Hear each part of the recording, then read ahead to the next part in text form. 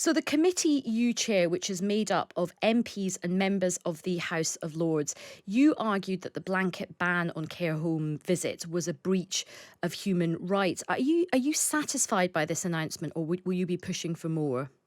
Well, it's very good news and it's going in the right direction. And the most important thing is that it's actually enforced and that all care homes do it. And the reason why the Human Rights Committee took this issue up is one of the human rights you have, aside from freedom of expression and the right not to be locked up wrongly and all those sort of the right not to be subjected to inhuman and degraded treatment, you've got a right to family life. And actually, all rights can be curtailed if it's actually justified. And we looked at this and thought actually it wasn't justified if they could have made an arrangement, say, for one relative, subject to testing, subject to all the precautions that would apply to the paid staff, that one relative ought to be allowed to visit. Because what actually, and that wouldn't have increased likelihood of infection, obviously nobody would have wanted, relatives to bring infection into care homes. But a lot of people, I mean, we're talking here about older people in residential care, some with dementia. We're also talking about young adults or young people with learning disabilities. And there's a lot of anguish for families when a relative goes into care anyway. Sometimes they're feeling regretful they haven't been able to keep them in their own home or keep them at home and look after them. So there's a lot of anguish, but they think, oh, well, at least I can visit them once every week, or at least I can visit them every day. And then suddenly they're barred from visits and worried that the relative feels that they've just been abandoned by the family. And also, if they've got dementia, they'll deteriorate. If they've got autism, they'll become more distressed and be subjected to more treatments, which are, extreme Mm. treatments. So it's been one of the kind of unrealized terrible problems that's happened. And for many families, when they get to see their elderly relative again, for many it'll be too late and they won't remember who they are because those memories need to be kept alive. So it's good they've done it, but they should have done it before, and other countries did. Yeah, I mean, some of the stories that you will have heard in terms of testimony for your committee, and we've all also heard, on the media, been really harrowing, particularly about, as you say, how quickly people can decline when they are not having contact with their family. But do you accept that care homes and still are very fragile and dangerous places for the virus? So I suppose in the government's defence, they did have good reason to be cautious because, it ripped through care homes and the government was under a lot of criticism for not protecting care homes, for not throwing this protective ring around care homes. Well, I think that they were sort of striking at the wrong target because the initial raging infection in care homes came from people who'd got COVID in hospital being discharged into care homes without being tested, and then it spread. And of course, there was concern that care homes didn't get the PPE equipment that they needed and they didn't get the tests they needed, and therefore the staff were therefore a cause of infection unwittingly.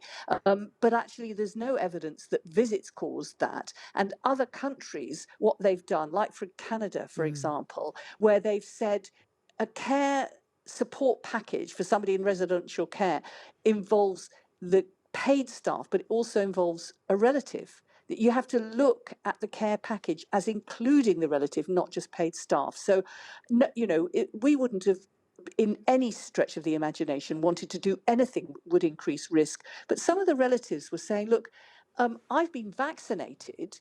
Not all the staff have been Mm. vaccinated. They're allowed to go in, but we're still not allowed to go in. So I think it just was like one of those swipe of the pen things. It's easier just to ban everybody, but it caused real untold human suffering. And for some people, they won't recover from it. Your committee also discussed the right for care home visits, for residents to have visits to be enshrined in the law. Is that something that you would still push for? Yes, absolutely. And what we did, because we've got fantastic top rate parliamentary draftspeople acting as counsel to the committee, we've drafted the regulations that would put into law the requirement on care homes, because it is a regulated sector, regulated under the Health and Social Care Act. 2008. It is a regulated sector. It's covered in regulations, and we would just add a regulation which says that they must allow one nominated significant person to be allowed to visit, subject to the normal tests that they would apply to staff. And the reason why we think that it needs to be in law is because there was guidance, albeit accompanied by mixed messages, but there was guidance to care homes saying they should allow visits if they could make them safe. But the care homes just didn't, many of them didn't follow that guidance, and just it found it easier just to do a blanket ban. Okay. Now, I just want to move on to another really important story from this week. You have written, or I believe are planning to write, to the Attorney General about the sentencing.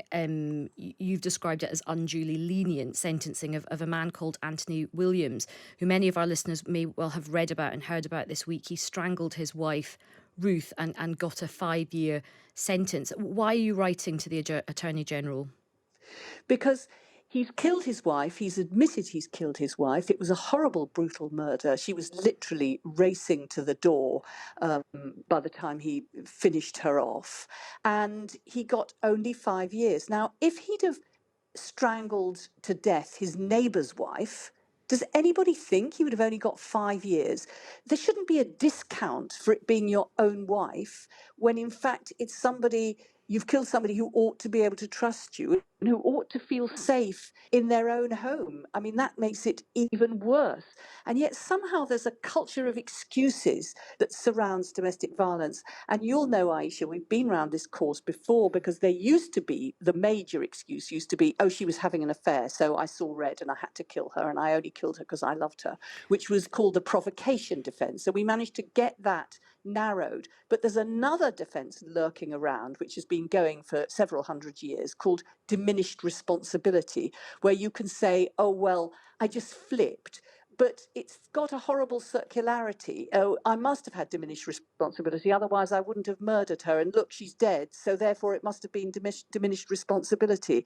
And then it's not murder, it's manslaughter. And it seems to be that it's almost impossible to murder your wife. It's only manslaughter. And I think, as well as the sentence being increased from 5 years, I think we do need to have a review of the law. I think that this is just totally acceptable. I mean, imagine if he had put her in a wheelchair from a vicious assault and she'd been able to give evidence in court.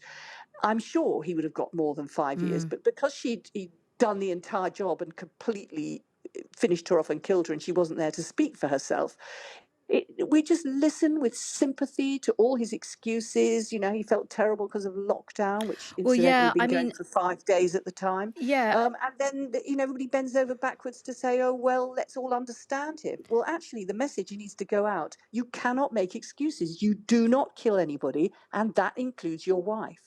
I mean, it was argued that his, and again, we have worked on this in terms of violence against women. That's something that you and I did actually work together when we were in government.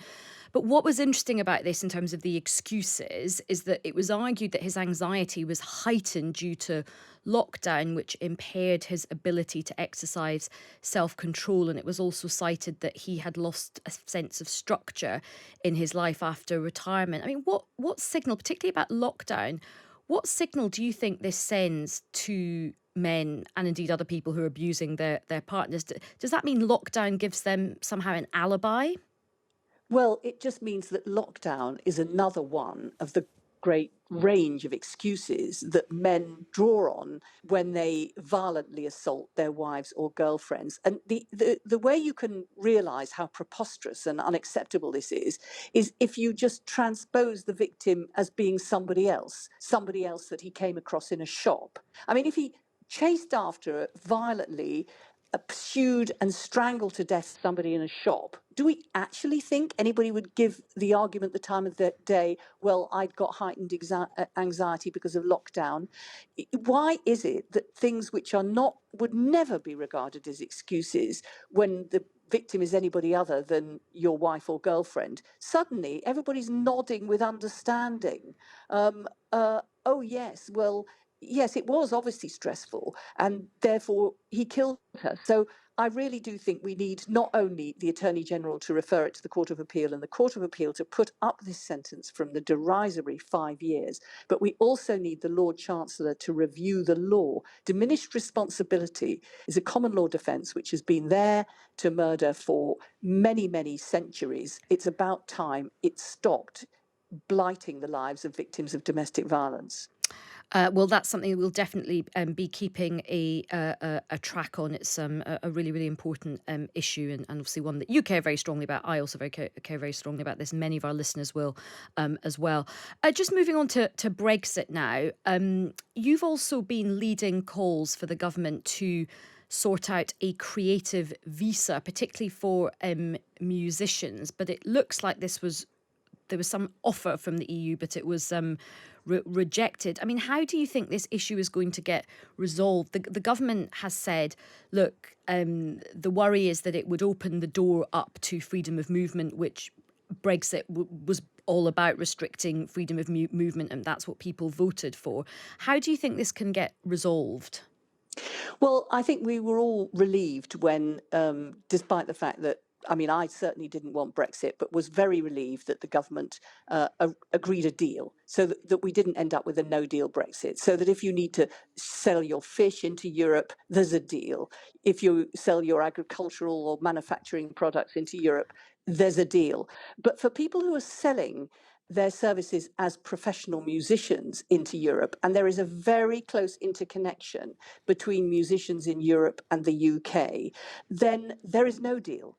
That they haven't done a deal yet. And what we're saying is get back to the negotiating table, because actually, as a musician, most musicians can't get going, let alone survive, if they don't be able to ply their wares in the European market. And it's a very high earning industry for this country. And also music requires that sort of creative interaction. So we're just saying we don't want to row about this. We don't want to have a row with Europe. We don't want to have a row with the government. We just want a fix. We want it sorted. And therefore the government have got to go back to the negotiating table, because there's evidence otherwise that tours are being cancelled, which means that publicly funded music institutions will end up asking the government for more money when they could be earning it abroad. And a lot of people, sadly, brilliant musicians, will just decide they're going to leave their vocation, and that'll be sad all round. Mm. You know, we've got a great music reputation in this country, and we can't sort of stifle it. So I think, you know, there's a lot of cross-party work on this. So I'm just hoping they'll get back to the negotiating table. At the moment, they're saying, "Oh, well, the EU's being unreasonable. Why don't all you musicians have a word with the EU and tell them to not be so unreasonable?" I mean, it's not the job of musicians to sort out a Brexit deal. That really is the job of the government. Absolutely, absolutely. And then finally, Harriet, I mean, you're the mother of the House. You're the longest serving continuous female MP. You have served as a Labour MP under, I think, 6 leaders. You've also been acting leader of the party yourself. You know, from Michael Foot, Neil Kinnock, Tony Blair, Gordon Brown, Ed Miliband, Jeremy Corbyn, now Keir Starmer. How do you think Keir Starmer is doing? He had a bit of a reset speech this week. How do you think he's faring? Well, I think he's doing very well indeed in what is absolutely not politics as usual. I mean, as you say, I've been many, sometimes feel like centuries, but certainly decades in the House of Commons. And I have never seen a situation where politics is like it is. You know, nothing is as it usually is. But I think that what Keir Starmer has done is taken up the correct role of the opposition, which is to scrutinise and hold the government to account. So, for example, complaining that we were too late into lockdown and it would cost lives, complaining that the personal protective equipment was not getting to people who needed it in care homes, complaining there wasn't enough support for business and asking for more, exposing the ridiculousness of the test, track and trace system that never worked. I mean, we all want the government to succeed. So it's not about opposing the government, because the government is trying to do the right thing, which is to save our lives and to save our livelihoods. But holding them to account on that. But I think it's really when we get beyond this pandemic, that we'll be looking to what the future should hold, and then the political differences will emerge. And I have really a huge amount of confidence in Keir Starmer that he'll put us on the right track and offer a different way forward than the Tories will offer, and a better one.